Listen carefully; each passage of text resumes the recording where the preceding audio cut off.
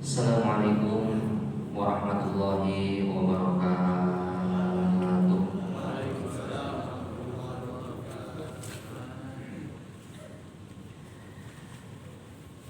Ila hadratin habibina wa syafiina wa qurrati a'yunina sayyidina Muhammadin sallallahu alaihi wasallam, ila abaihi wa ummahati wa awladihi wa azwajihi wa zurriyyatihi wa ikhwani minal anbiya'i wal mursalin wal malaikatil muqarrabin. Syai'un la ilaha al-Fatiha. A'udzu billahi minasy syaithanir rajim. Bismillahirrahmanirrahim. Alhamdulillahi rabbil alamin, arrahmanir rahim, maliki yaumiddin. Iyyaka na'budu wa iyyaka nasta'in. Ihdinas siratal mustaqim, siratal ladzina an'amta 'alaihim ghairil maghdubi 'alaihim waladdallin.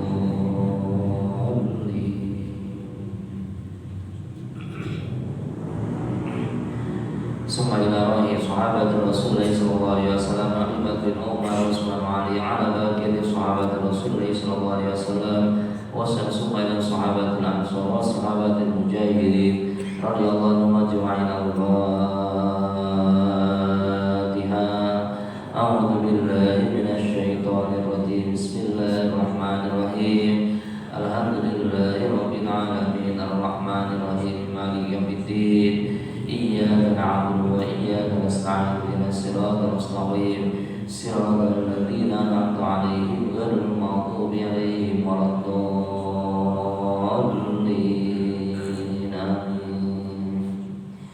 Summa ila rahi abaina wa ummahatina wa awladina wa azwajina wa zurriyyatina wa masyayikhina wa aqrabaina wa ustadzina wa li jami'il muslimina wal muslimat wal mu'minina wal mu'minat al-ahya'i minhum wal amwat بشفاعة رسول الله صلى الله عليه وسلم. شيء لا إله الفاتحة.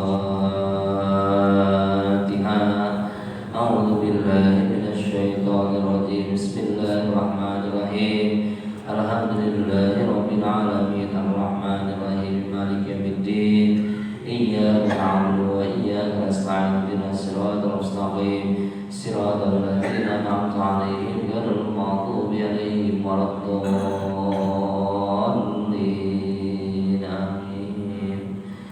Wassalamualaikum warahmatullahi wabarakatuh. Jamaah fidin wal akhirah bibarakatimul kitab al-Fatiha. A'udzu billahi minasy syaithanir rajim. Bismillahirrahmanirrahim. Alhamdulillahi rabbil alamin, arrahmanir rahim, maliki yaumiddin. Iyyaka na'budu wa iyyaka nasta'in. Ihdinas siratal mustaqim, siratal ladzina an'amta 'alaihim ghairil maghdubi 'alaihim waladdallin.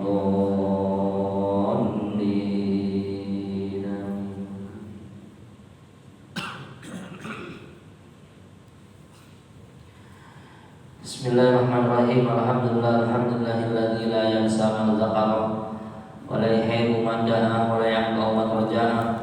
Asyhadu an la ilaha illallah wahdahu la syarika lah wa asyhadu anna Muhammadan abduhu wa rasuluhu la nabiyya ba'dah. Allahumma shalli ala sayyidina Muhammad wa ala ali sayyidina Muhammad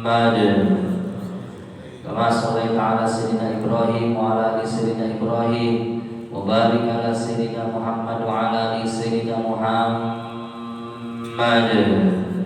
kama barakta ala sayyidina Ibrahim wa ala ali sayyidina Ibrahim fil alamin innaka Hamidum Majid. Amma ba'du, qala subhanaka la ilma lana illa ma 'allamtana innaka antal alimul hakim. Qala Allah ta'ala fil Qur'anil karim wa huwa asdaqul qailin. Bismillahirrahmanirrahim. Innallaha ma'al ladzina taqaw wal ladzina hum muhsinun. Wa qala Rasulullah sallallahu alaihi wasallam, talabul ilmi faridatun ala kulli muslimin wa muslimatin. Wa qala aidan, man shalal subha ma'al jamaah summa qa'ada yadhkurullah hatta tatu asams wa isali rak'atain faqad namal hajata wal umrata tamatan. Al-hadis. Qala rabbi shrah li sadri wa yassir li amri wahlul 'uqdatam min lisani yafqahu qawli. Wa la hawla wa la quwwata illa billahil aliyyil azim. Walhamdulillahi rabbil alamin. Alhamdulillah. Tiada utai kata yang pantas kita ucapkan mengawali kajian kita pada kesempatan di hari yang penuh berkah ini, di tempat ini, di saat ini, dan juga pada kesempatan di waktu yang sangat dimuliakan oleh Allah Subhanahu wa taala. Mari senantiasa kita selalu bertasyakur, memuja dan juga memuji kepada Allah Subhanahu wa taala atas segala keberkahan, nikmat, karunia, taufik, inayah, hidayah yang diberikan oleh Allah kepada kita semua. Sehingga alhamdulillah dengan nikmat yang Allah Subhanahu wa taala berikan kepada kita semua, alhamdulillah hari ini, pagi ini, subuh ini, alhamdulillah kita masih sama-sama dapat berkumpul dan juga dikumpulkan oleh Allah Subhanahu wa taala. Tentu kita berharap kepada Allah Subhanahu wa taala mudah-mudahan perkumpulan kita di tempat ini, di masjid ini menjadikan wasilah nanti kita bisa berkumpulnya di surga Allah Subhanahu wa taala. Pujian kita tidak akan lengkap rasanya kalau kita hanya memuji saja kepada Allah tetapi kita tidak membacakan sholawat. Oleh karena itu mari senantiasa kita bacakan sholawat setinggi-tingginya, seluhur-luhurnya kepada siapa? Kepada seseorang yang menjadi kekasih Allah, seseorang yang menjadi kekasih kita semuanya, seseorang yang menjadikan sesuatu hasanah, tidak lain dan tidak bukan beliau adalah Habibina wa Syafi'ina Nabi Muhammad sallallahu alaihi wasallam, pada keluarganya, para sahabatnya, para pengikutnya, para tabi'in, para aulia, para hujjah, para alimin ulama, insyaallah telah sampai kepada kita semua. Amin ya rabbal alamin. Baik para jamaah sekalian, khususnya yang ada di dalam masjid, sekedar mengingatkan akhlak ketika kita duduk di dalam masjid. Pak Bu, mari sama-sama kita sempurnakan ibadah kita di masjid ini dengan kita niat beriktikaf. Insya Allah jika kita niat beriktikaf di dalam masjid ini dengan penuh khusyuk, dengan penuh tadarruk, disimak dan juga didengarkan kajian yang akan nanti kita sampaikan, mudah-mudahan Allah Subhanahu wa taala akan menambah kualitas amal ibadah kita. Amin ya rabbal alamin. Baik, sebelum kajian kita mulai juga patut kita bersyukur kepada Allah Subhanahu wa taala yang mana alhamdulillah pada kesempatan hari ini kita masih diberikan nikmat panjang umur oleh Allah, nikmat sehat walafiat, sehingga tidak terasa hari ini kita sudah berada di bulan apa sekarang? Bulan apa Pak? Safar. Nyebutnya Safar. Jangan Sapar. Kalau Sapar apa enggak? Kalau perjalanan. Rasulnya bilang kalau Sapar sasaparun. Saparun, bulan Safar, tepatnya hari ini bulan Safar tanggal berapa Pak? Lupa juga kan? 12 atau 13? Beda-beda ya? Jangan-jangan beda-beda nih. 15 tuh kan ada lagi. Coba dicek dah. Kalau nggak salah kayaknya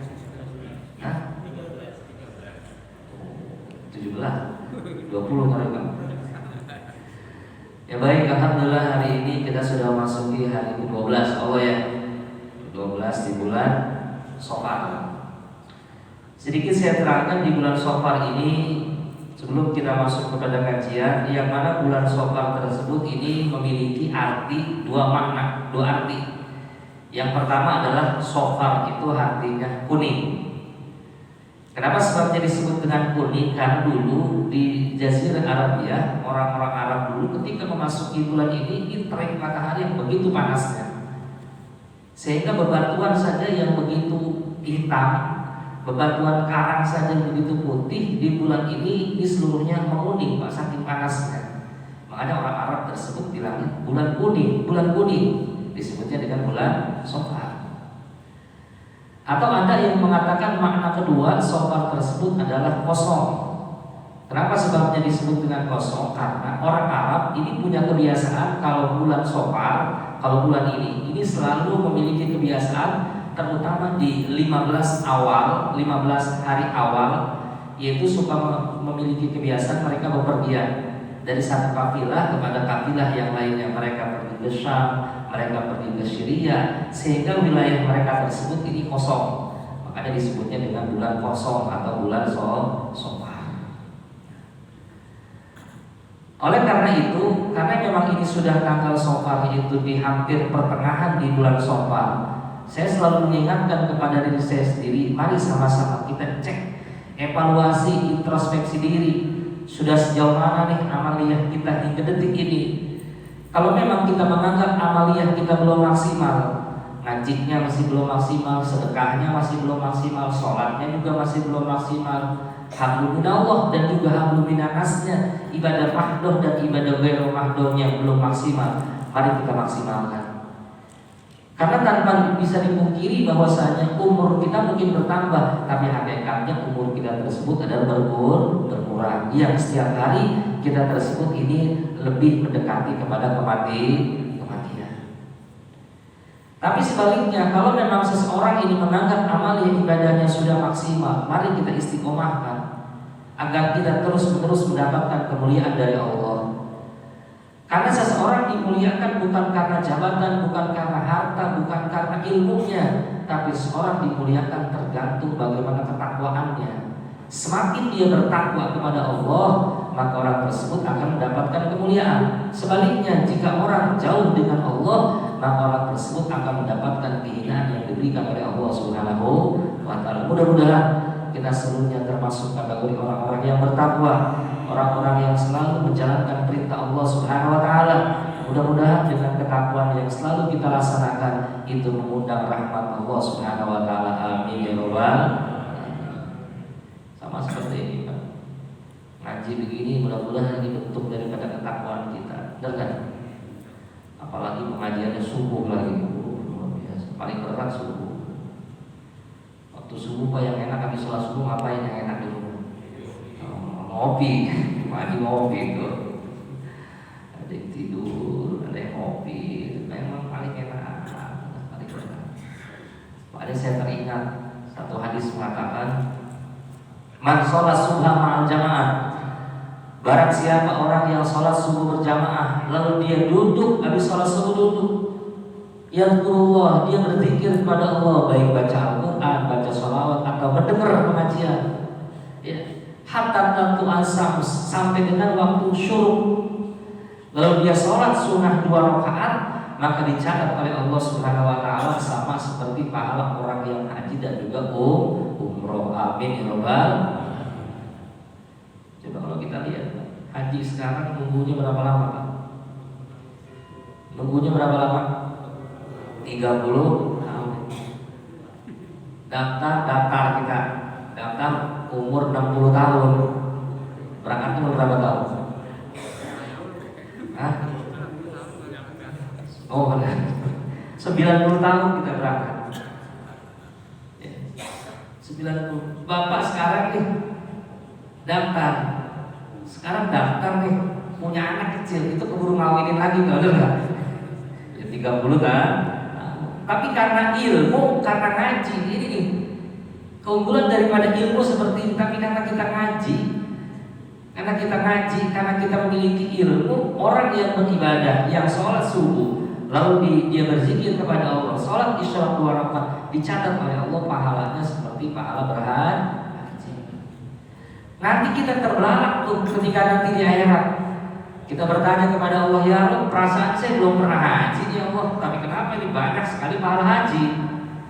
Kalau ingat gak lo, waktu dulu habis pengajian, kamu duduk berzikir kepada Allah, nih karena kamu melaksanakan ini, aku akan berikan pahala haji. Sementara al-haji mabrur laisa lahu jazaa bil jannah, haji yang mabrur tidak ada pembalasan kecuali surga. Amin ya rabbal alamin. Ya rabbal. Ini makanya. Cuma setelah pulang dari sini jangan pengen dipanggil haji, itu kan. Mau gua mulai haji, haji itu kemarin kata Ustaz bilang, ya itu fadilahnya. Dengan ilmu seperti itu, Pak. Fadilah-fadilahnya sama seperti fadilahnya orang yang membaca surat Al-Ikhlas, surat Qul-Hu 3 kali, pahalanya sama seperti apa? Hatam Al-Quran. Hatam Al-Quran. Giliran dia baca surat Qul-Hu 3 kali, 3 kali. Bismillah. Saya alhamdulillah tiap hari menghatamin Al-Quran. Gak tahu bukan hatam Al-Quran, bacanya apa? Qul-Hu cuma 3 kali. dengan tadi itu ilmu, bukan berarti yang dari mulai alif lam mim, dari mulai surat Fatihah sampai surat An-Nas tersebut itu yang harus kita laksanakan. Tapi ada amalan-amalan alternatif yang kalau kita amalkan nilainya sebanding diberikan oleh Allah Subhanahu wa Ta'ala. Ini keutamaan orang-orang berilmu. Makanya apa? Orang yang butuh ilmu, masya Allah, hidupnya pasti akan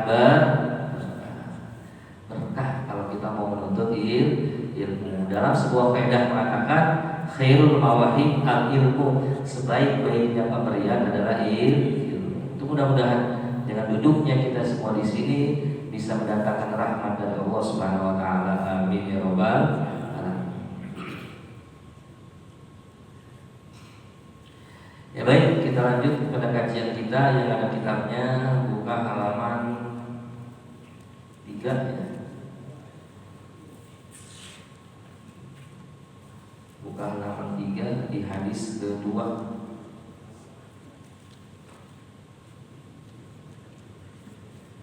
Dan semua halaman 2 ya.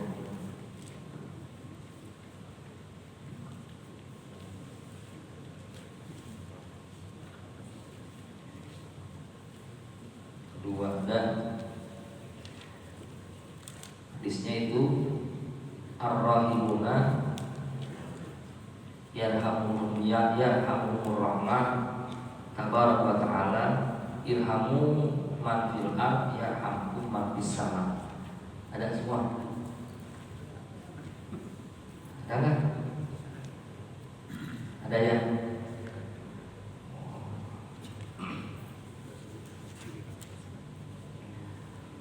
Ayat halaman ketiga yang dikurung tuh, kurungnya kurung bintang. Ar-rahimuna yarhamumur rahman tabaraka wa ta'ala irhamu man fil ard yarhamkum man fis. Ada semua Pak?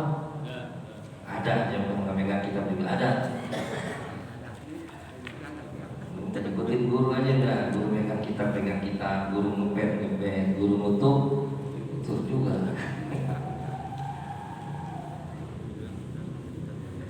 Biarin, pegang, lihat aja udah. Lihat kitab apa pahala, insyaallah benar. Bawahnya aja pahala. Sampai gimana kalian nanti, baru-baru nanti. Ini kan tulisan-tulisan gundul. Boro-boro baca guru-guru gondrong juga kita kagak ngerti. Lihatin aja udah. Insyaallah mudah-mudahan berkah dari Allah Subhanahu wa Ta'ala. Daripada melihat yang kagak jelas kita makan enak, benar enggak? Ngaji nih, ngaji sih ya. Siap ngaji Pak? Fokus ya. A'udzubillahi minasyaitonirrajim. Bismillahirrahmanirrahim. Wal haditsus tsani, lan utai hadis kang kaping 2. Ajazani bihi al-alama as-Sayyid Ahmad al-Misri ba'da azanani bihi as-Sayyid Abdul Wahab bin Ahmad. Fa asy-Syafi'i an-Masyayikh mutasilan bi ruhiyah ila Abdullah bin Amr bin As anin Nabi annahu qala Rasulullah sallallahu alaihi wasallam. Kata Rasul, ar-rahimuna yarhamumur rahman tabaraka wa ta'ala irhamu man fil ard yarhamkum man fis sama. Anamu satunya Rasulullah SAW qala iku disebut sampai Rasul ing lapan ar-rahimuna utawi wong kang gawe welas kabeh yarhamumur rahman iku ngarahmati ing ar-rahimun ar-rahmanu sapa Allah kang sifat rahman wa tabaraka wa ta'ala. Irhamu welas sira kabeh man ing wong kang tetep iman asalnya fil ardi ing dalam bumi. Yarhamkum mangka ngarahmati ya Allah ing sira kabeh maka ngarahmati ing sira kabeh man sapa itu kaitnya. Man sapa wong bisa samai kang tetep iman bisa samai dalam langit. Ngerti enggak Pak? Ada ngerti ya. Aja dah.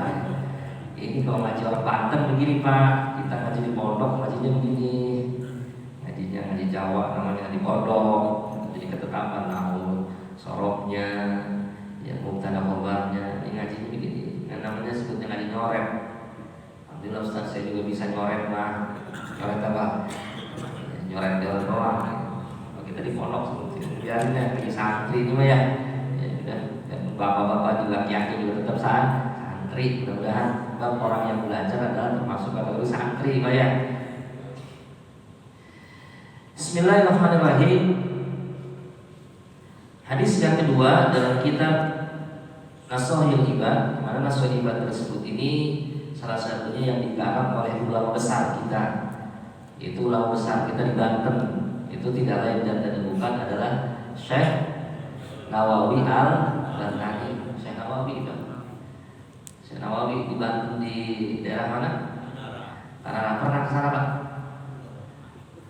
Jarang sana berkunjung ke Patalisan. Makamnya bukan di sana, tapi makamnya di Malang sana ya. Makanya orang Banten itu patut kita beruntung. Kita ada salah satu ulama yang bukan hanya ulama nasional, tapi juga ulama internasional di dunia. Bahkan karangan-karangan kita tersebut ini diakui oleh seluruh ulama di dunia. Ya, ini karangannya beliau ini salah satunya. Ya. Syarahnya beliau nanti yang diarahkan. Bismillahirrahmanirrahim.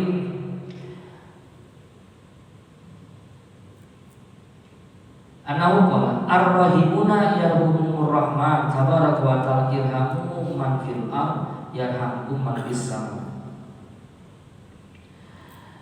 Ar-rahimuna yarhamuhumur rahman. Ar-rahimuna orang-orang yang saling mengasihani, orang-orang yang saling menyayangi. Yarhamuhumur rahman, maka akan diberikan rahmat, maka akan diberikan kasih sayang oleh Allah Subhanahu wa taala. Oleh karena itu irhamu man fil ard yarhamkum man fis sama. Kata Allah, irhamu, berkasih sayanglah kalian semua, man fil ard, kepada siapa saja yang ada di bumi, maka yarhamkum man fis sama, maka engkau akan diberikan kasih sayang, diberikan rahmat kepada man fis sama, yaitu Allah ya, man fis sama, kepada sama yang ada di langit. Jadi dalam ayat ini, dalam hadis ini mengatakan bahwa orang yang kasih sayang terhadap orang lain ini pasti akan dirahmati oleh Allah Subhanahu wa taala. Ingat, sudah sering saya sampaikan, seseorang masuk ke dalam surga itu bukan karena amal ibadahnya, tetapi seseorang bisa masuk ke dalam surga karena rahmat Allah Subhanahu wa taala. Sama halnya begitu juga, seseorang masuk ke dalam neraka bukan karena dosanya. Saya katakan, seseorang masuk ke dalam neraka bukan karena dosanya, tapi seseorang masuk ke dalam neraka karena adilnya Allah Subhanahu wa taala. Paham? Makanya ada salah satu doa, saya tuh kalau baca doa itu suka gemetar. Ada salah seorang wali berdoa seperti ini. Awas nih. Allahumma amilni bi rahmatika wa la tu'amilni bi adlika. Allahumma amilni bi adlika, ya Allah, Allahumma amilni bi rahmatika wa la tu'amilni bi adlika. Salah satu seorang wali berdoa, Allahumma amilni bi rahmatika, ya Allah, perlakukanlah aku dengan rahmatmu, tapi jangan perlakukan aku dengan adilmu. Paham? Ini doa ini menurut saya doa yang sangat dalam maknanya. Ya Allah, perlakukanlah aku dengan rahmatmu, tapi jangan engkau perlakukan aku dengan adilmu. Lihat doa yang pertama, ya Allah, perlakukanlah aku dengan rahmatmu. Jadi dalam doa tersebut kita memohon kepada Allah agar kita selalu diberikan rahmat. Apa rahmat? Dikasihanin. Jadi seolah-olah kita masuk dalam surga bukan karena ibadah kita, karena Allah kasihan aja sama kita. Paham? Seperti seperti kita punya anak. Kita bilang sama anak, belajar yang benar. Nanti kalau ranking 1 dibeliin sepeda, dibelikan sepeda, dia udah rajin belajar segala macam. Tiba-tiba nggak dapat ranking 1. Kita sebagai orang tua, anak sudah berusaha, kira-kira anak kita beliin sepeda atau tidak? Beliin, karena kasih sayang kita. Paham?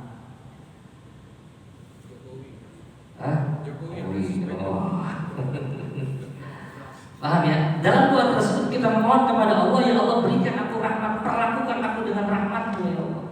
Perlakukan aku dengan rahmat-Mu. Kasihanin orang, kalau dikasihanin udah luar biasa. Tapi jangan perlakukan aku ya Allah dengan adil-Mu. Sebab kalau kita mau hitung-hitungan adil sama Allah Subhanahu wa taala, gak bakal selamat. Jangankan kita sama Allah hitung-hitungan adil, Bang. Kita sama orang tua aja kalau hitung-hitungan adil, bener gak? Kebayang apa enggak? Kita sebagai orang tua sekarang ngedidik anak, anak udah sukses, anak udah luar biasa. Kalau hitung-hitungan adil, sekarang anak orang kaya, anak kita jadi orang sukses.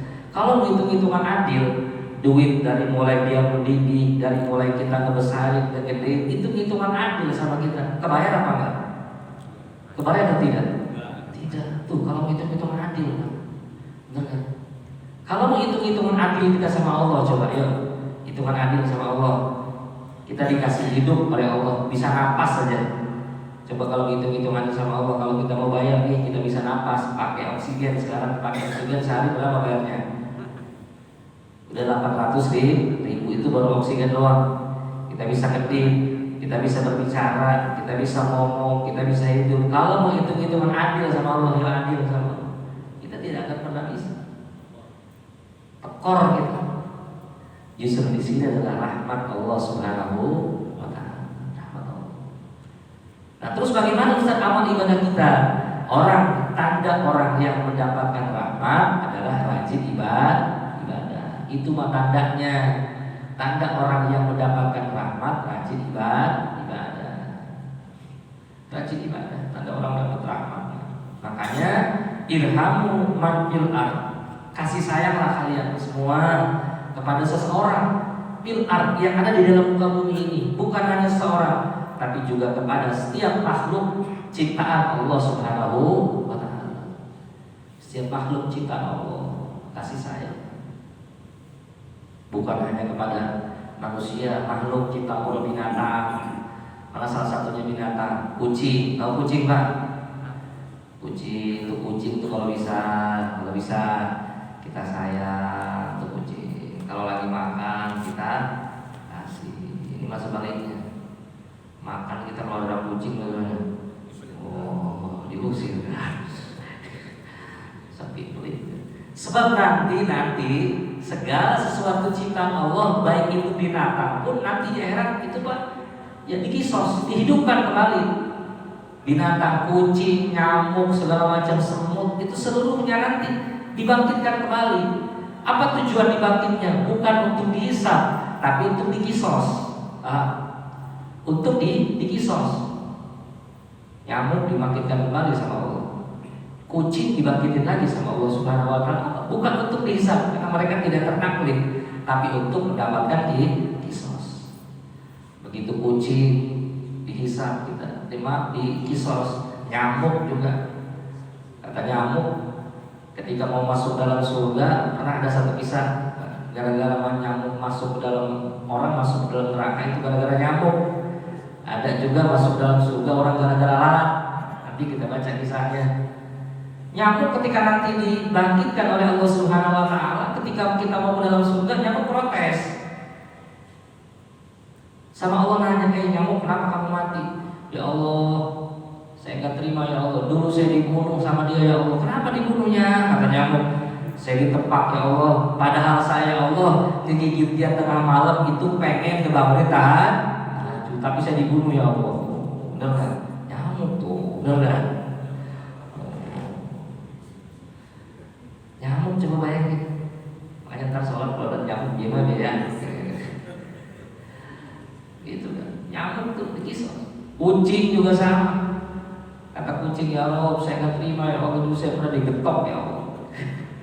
Pernah digetok ya Allah. Padahal saya mah ya Allah cuma minta tulangnya, tulang ikan. Cuma minta tulang ikan ya Allah. Enggak pengen dagingnya, cuma tulangnya doang.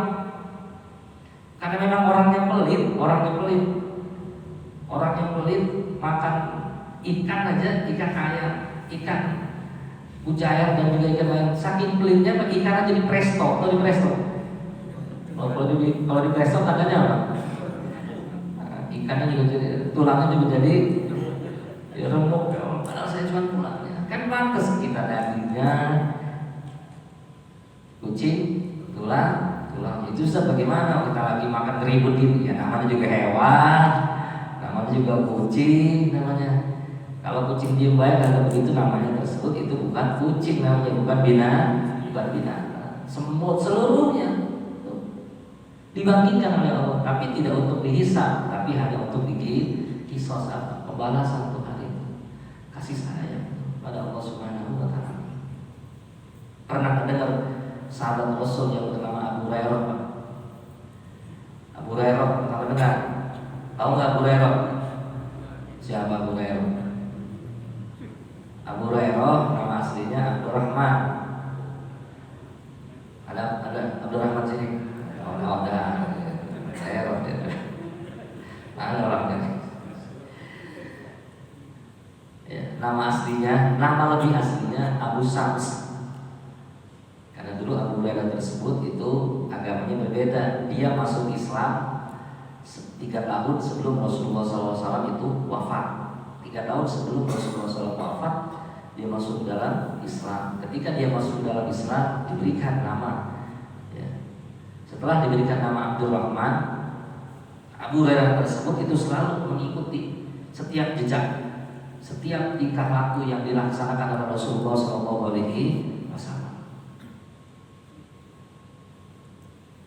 Cuman keistimewaan Abu Hurairah, setiap Rasul menerangkan satu ilmu langsung dipakai. Kata Rasul menerangkan tentang sholat tahajud, langsung dipakai.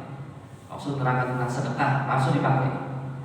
Pada saat itu Rasul menerangkan tentang hadis ini, hadis qudsi ini, langsung dipakai oleh Abdurrahman. Ketika pulang selesai mengaji itu dia menemukan anak kucing, anak kucing yang terlantar, kucing liar.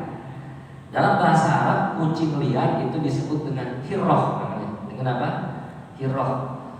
Beda dengan kucing rumahan. Kalau kucing rumahan disebut dengan kitun.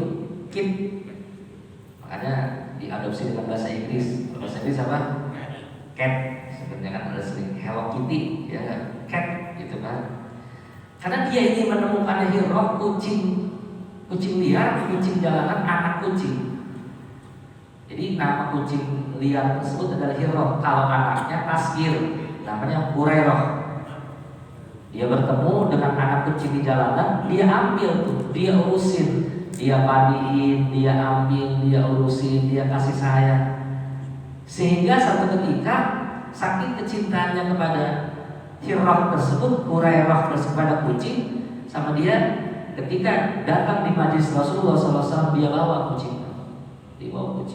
Begitu dibawa kucing, kelihatan sama Rasul. Rahmat, itu apa namanya? Dia menjawab, Hurairah, kucing. Lalu Rasul memberi julukan, oh, anta Abu Hurairah, engkau adalah bapaknya kucing. Waduh, saking sayangnya. Kita sesayang-sayangnya sama kucing. Ada yang di sini ngaji bawa kucing bareng kan? Cuma kucingnya benar diurus, ya, namanya. Ya kalau kucing rumahan, emang udah bagus pak, kucing rumahan. Kucing rumahan itu kucing apa contohnya? Kucing Angora gitu ya, yang hidungnya pesek gitu kan. Itu mah sudah bagus, langsung dipraktekkan oleh beliau. Langsung tersebut itu dipraktekkan oleh beliau. Itu. Nah, Hurairah masuk ke dalam surganya menurut sabda itu gara-gara seekor. Jadi kembali lagi, kita harus melaksanakan kasih sayang dengan sayang. Jangankan ya kepada manusia, hewan saja, tumbuhan saja, kita harus selalu mengasih sayang. Kalau kita menyayangi sesama makhluk Allah, maka pasti Allah Subhanahu wa Ta'ala pun akan menyayangi kita, dan pasti kita akan diberikan rahmat oleh Allah Subhanahu wa Ta'ala. Makanya kalau menurut saya, Pak, kelak nanti di hari kiamat yang paling lama dihisabnya bukan hubungan kita dengan Allah. Yang paling ribet nanti dihisabnya di hari kiamat bukan urusan kita dengan Allah. Kalau urusan kita dengan Allah, Allah cukup melihat sholatnya. Kalau orang sholatnya rajin, insya Allah amaliyah ubudiyahnya juga baik. Tapi sebaliknya yang paling ribet nanti lama dihisabnya adalah urusan sesama hakul adam, sesama orang lain. Si A dengan si B, tetangga dengan tetangga, saudara dengan saudara, sanak dengan sanak, kita dengan makhluk Allah yang lain. Tuh yang paling ribet nanti hisabnya nanti di akhir. Makanya orang yang selalu berkasih sayang kepada sesama makhluk pasti akan dicintai oleh Allah Subhanahu wa Ta'ala. Jadi dari mulai sekarang harus selalu mengasihani kepada makhluk. Makanya saya semalam ada pengajian, saya bilang katakan la taghdab, jangan suka marah. Rasul pernah ditanya, Rasul amalan-amalan apa yang paling utama? Semua amalan itu baik. Tapi satu, kalau engkau ingin dihormati sama orang lain, la taghdab, jangan marah dan juga jangan marah. Tapi dengan catatan selagi itu bukan masalah akidah. Kalau memang sudah masalah akidah, marah tapi marahnya karena Allah. Ya, paham ya? Terus di sini ada nih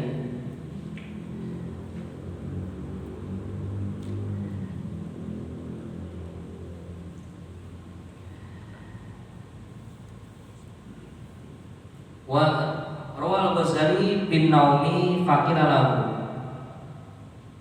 Terus wa makna ar-rahimuna liman fil ard min adamin aw hayawanin lam yukmar bi qadri bil ihsan ilaihi yusan yasunu rahman ilaihi.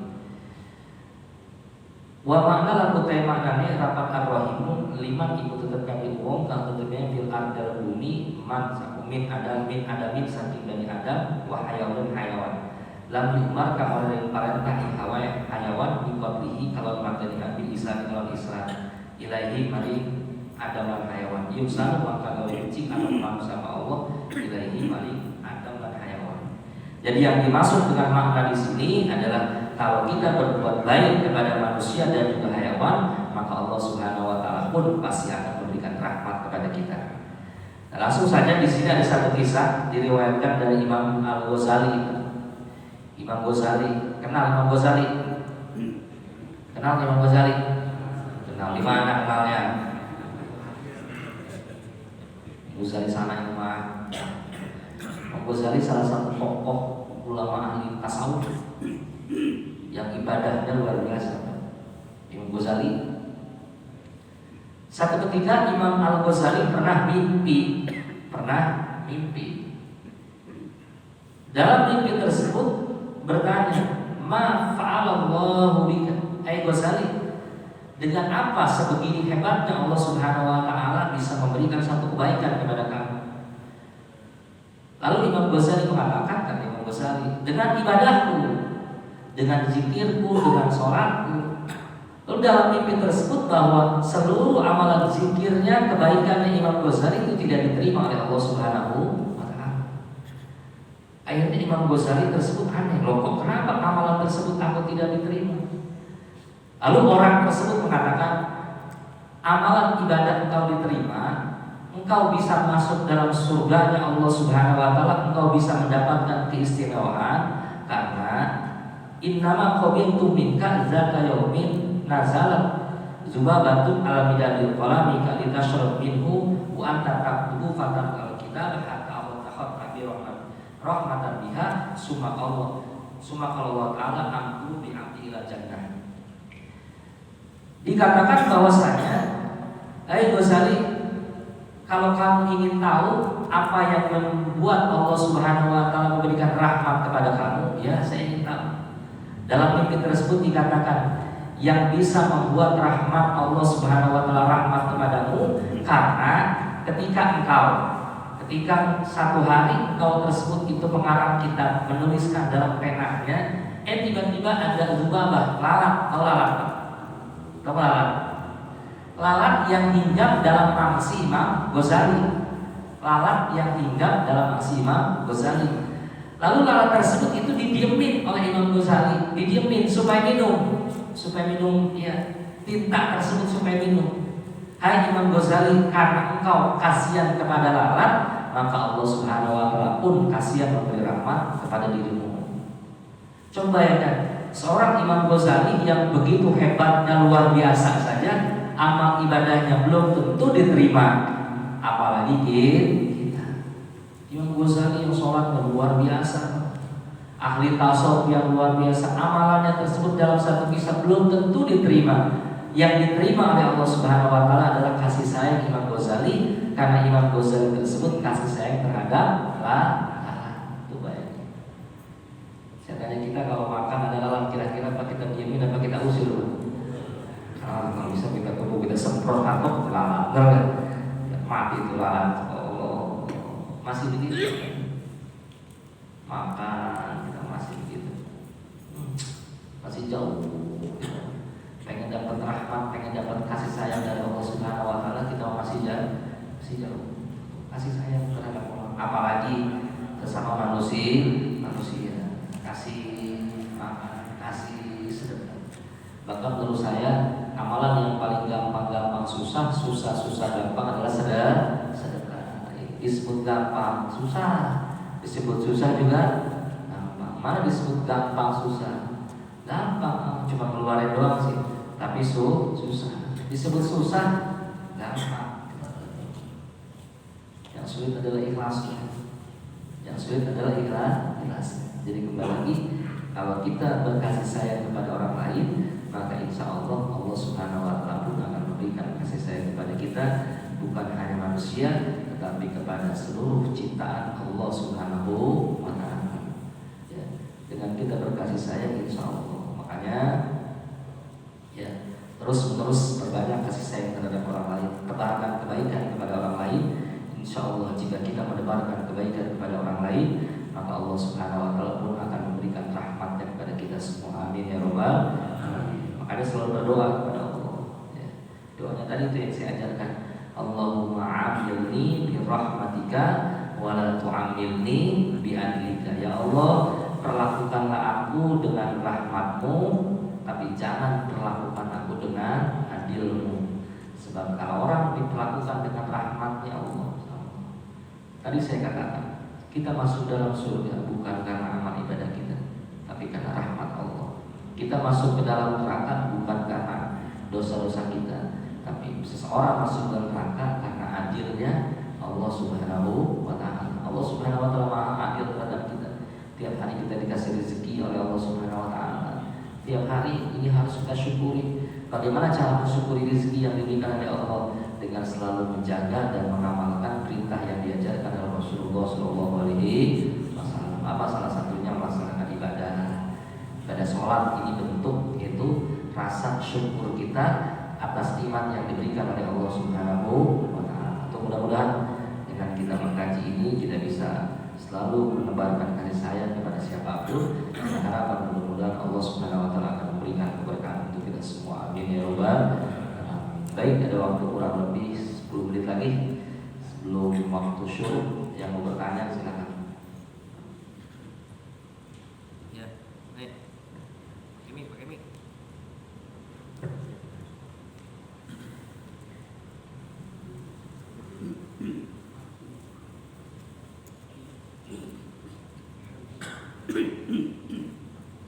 Assalamualaikum warahmatullahi wabarakatuh. Terima kasih Pak Ustaz.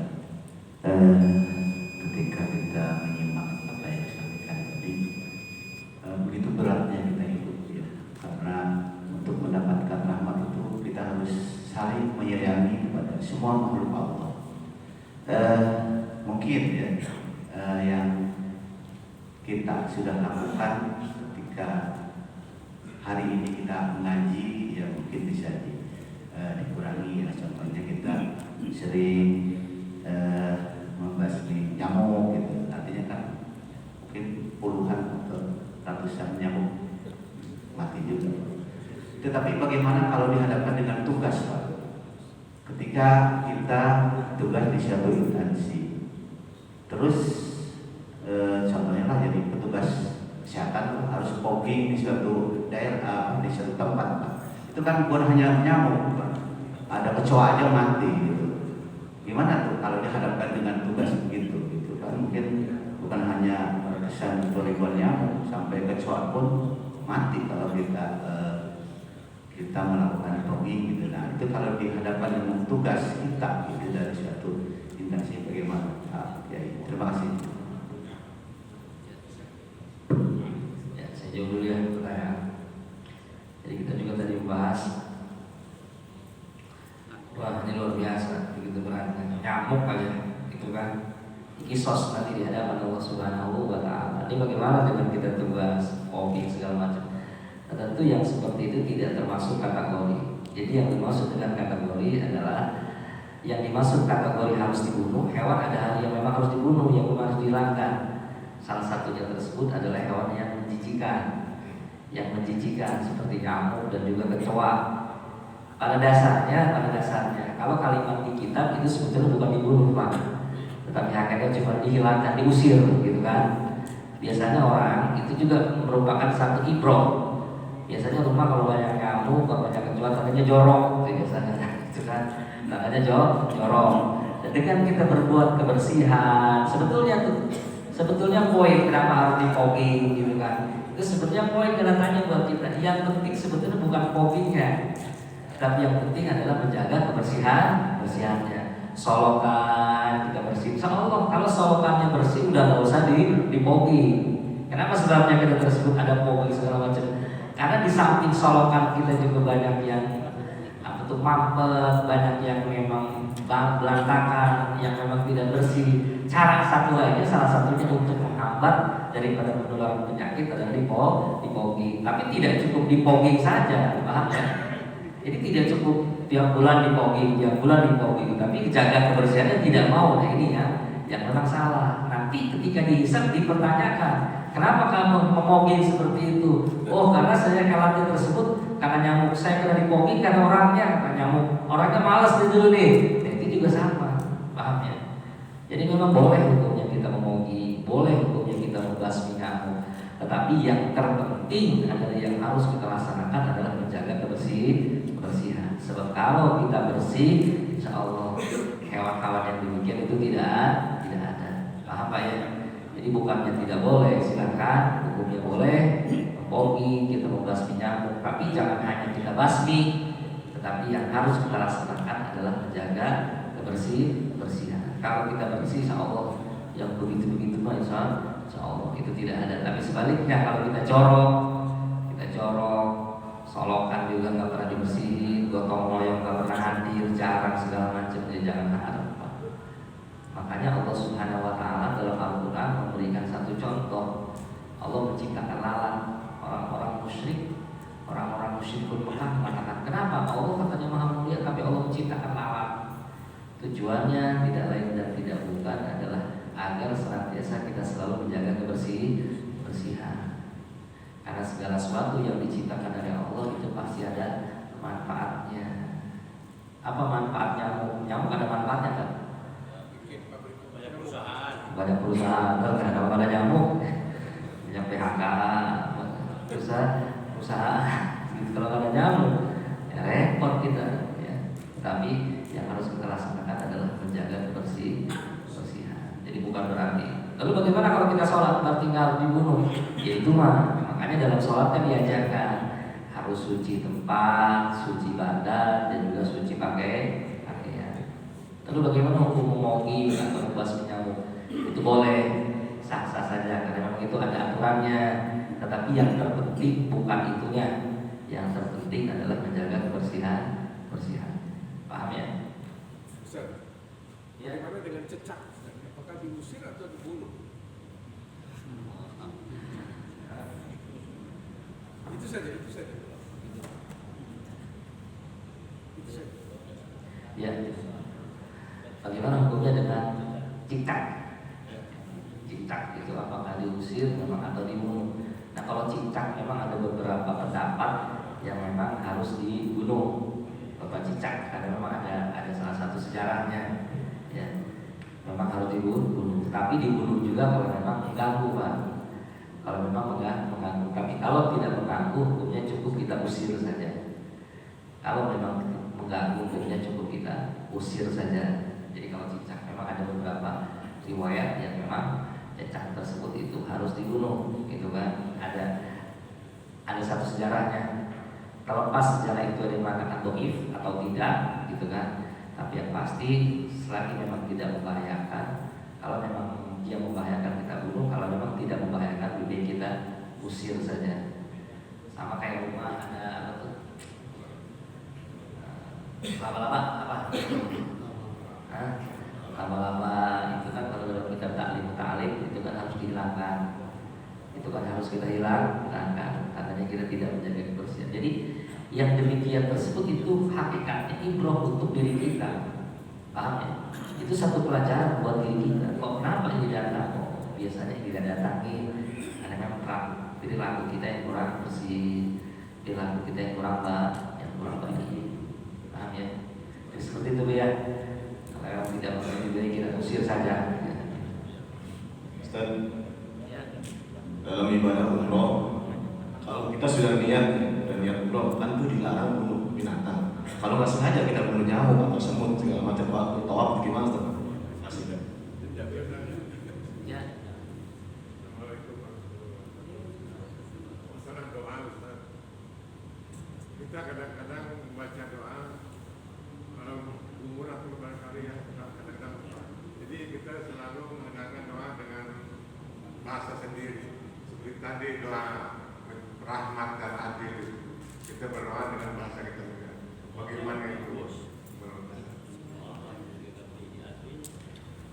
Saya jawab dulu ya Ustaz, tanya dulu ya, gue lupa gitu kan. Bagaimana kita doa bahasa Indonesia gitu kan? Bahasa itu boleh apa enggak? Ya tentu saja boleh. Karena sebaik-baiknya doa adalah bahasa hati. Paham? Sebaik-baiknya doa adalah bahasa hati. Kalau memang kita nggak bisa bahasa Arab, bahasa Indonesia boleh, tapi ada doa-doa yang memang dikhususkan kita harus hafal bahasa Arab. Seperti doa dalam sholat, itu kan nggak boleh bahasa Indonesia, gitu kan? Emang doa-doa, ya, seperti kita tahiyat, baca sholawat, itu kan hakikatnya kita berdoa, tapi itu harus hafal. Tapi kalau kita nggak hafal, bagaimana dalam hati kita? Ya Allah, lindungilah aku ya Allah dengan bahasa Indonesia. Ya apapun bahasanya, sebaik-baik doa yang penting adalah bahasa hati kita, berdoa. Jadi tidak masalah.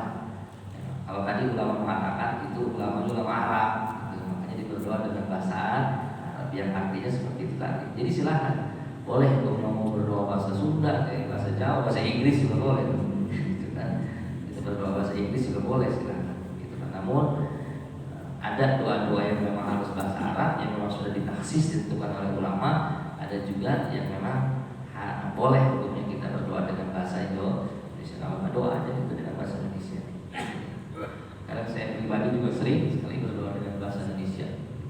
Jadi tidak ada satu masalah ya. Kita berdoa apa itu. Terus masalah umroh bagaimana? Tidak boleh membunuh segala macam. Ya memang yang tidak boleh tersebut adalah kalau kita membunuhnya dengan sengaja. Kalau memang kita tidak sengaja, hukumnya tidak apa. Jadi kalau nggak sengaja, hukumnya tidak apa. Sekalipun memang ada yang mengatakan tetap, sekalipun itu juga mau sengaja atau enggak, namanya sudah membunuh. Ya, namanya sudah membunuh.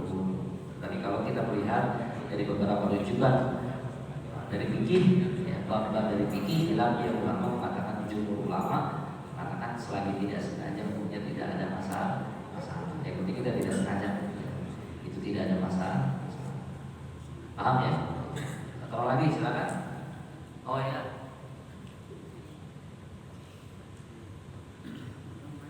Assalamualaikum warahmatullahi wabarakatuh. Sangat menarik sekali tema hari ini, Ustaz ya. Saya ingin bahwa tadi ya, kita saling mencintai sama ciptaan Allah. Nah mungkin dalam keseharian kita, mungkin di dunia ini, kita ada kebablasan, Ustaz. Misalnya ada gini, ada kalimat yang saling mencintai sama ciptaan Allah. Tapi sekarang LGBT, homo dan sebagainya itu mulai dari mana-mana. Nah ini mungkin bagaimana Pak Ustaz dengan kalimat tadi saling mencintai sesama ciptaan Allah. Terima kasih. Banyak sekali sekarang kemaksiatan yang memang terjadi ya. Tadi kita diajar untuk kasih sayang. Sementara banyak sekali kemaksiatan yang mungkin terjadi yang memang harus kita laksanakan. Ya, ketika kita melihat satu keingkaran, satu kemungkaran di hadapan kita, baik itu apapun jenisnya, dikatakan tadi homo atau LGBT dan juga yang lainnya, maka yang harus kita laksanakan adalah tabayun dulu. Harus cari tahu betul atau tidak orang tersebut ini melaksanakan satu perbuatan kemaksiatan. Kalau memang tabayun kita sudah hak, sudah nyata dan juga ainul yakin, kita sudah yakin, maka yang harus kita laksanakan adalah memberikan nasihat. Bahwa ini nggak benar, kamu ini salah, kamu itu sebetulnya tidak boleh. Itu hal yang memang kita laksanakan. Kayak gini, ada benci, ada dengki, itu beda. Ada benci, ada dengki. Yang mesti sedikit masuk ilmu tasawuf. Kalau kita benci biasanya benci tersebut itu biasanya dengan perilakunya. Tapi kalau dengki orangnya. Contoh, kita punya teman, kita nggak demen sama dia karena dia malas. Kalau dia rajin, maka kita demen. Itu namanya kita benci terhadap dirinya. Ya. Tapi kalau orang udah dengki, mau dia rajin deh, mau dia malas deh, tetap kalau udah dengki dan dengki. Makanya ketika kita menyampaikan nasihat sama orang lain, kepada orang lain, memberikan nasihat sama orang lain, mengingatkan kepada orang lain, pastikan dalam diri kita tersebut itu tidak ada kebencian dan juga kedengkian. Semata-mata kita menyampaikan kepada orang lain tersebut itu murni hanya untuk menegakkan tauhid dan agama Allah Subhanahu wa Ta'ala, untuk menumpas daripada kemungkaran. Jadi kalau kita menemukan hal-hal yang demikian, maka kita harus cari tahu. Kebanyakan sekarang di dunia sosial media yang beredar, berita belum tentu benarnya sudah kita share. Ini bodohnya kita, paham kan? Kita dapat share dari grup sebelah, belum tahu kita kebenaran bagaimana, udah di share, komen yang kagak jelas. Nah, ini akhirnya ujung-ujungnya seluruhnya tiba nantinya. Ujung-ujungnya mujadalah, ujungnya debatnya debat kusir. Debat yang memang tidak ada habisnya, debat memang yang tidak ada artinya. Ujung-ujungnya kalau ada debat kusir, nanti satu sama lain saling terpecah belah. Karena informasi yang memang belum kita tabayunkan, yang memang kita belum ada klarifikasi, belum ada penjelasan. Nah ini, makanya memang kita harus tekan. Paham ya? Seperti itu. Jadi berikan nasihat kepada orang lain. Tetap ketika kita memberikan nasihat harus dengan kasih sayang. Sama seperti ada orang berbuat maksiat, kita juga jangan benci, yang harus dilaksanakan kasihan sama atau orang berbuat dosa seperti itu. Kasihan, bukan benci. Ada orang nggak pernah ke masjid, jangan benci. Ini kan kita benci. Orang nggak pernah ke masjid, dari mananya? Rumahnya dekat tapi nggak ke masjid. Nah, itu. Sombong lagi kan termasuk. Jadi jangan pernah benci itu, awalnya. Jadi nanti yang munculkan tidak ada kasih sayang terhadap istri, terhadap anak, terhadap suami, terangkan. Kasihan suami saya, kasihan anak saya. Jadi jangan pernah benci tersebut itu terhadap orang lain. Karena kalau udah benci khawatir bodoh, dengki kita. Kalau udah berdengki ini kita tersebut akan terbawa oleh hawa nafsu dan hawa nafsu yang menjerumuskan kita. Paham ya? Ada lagi paham?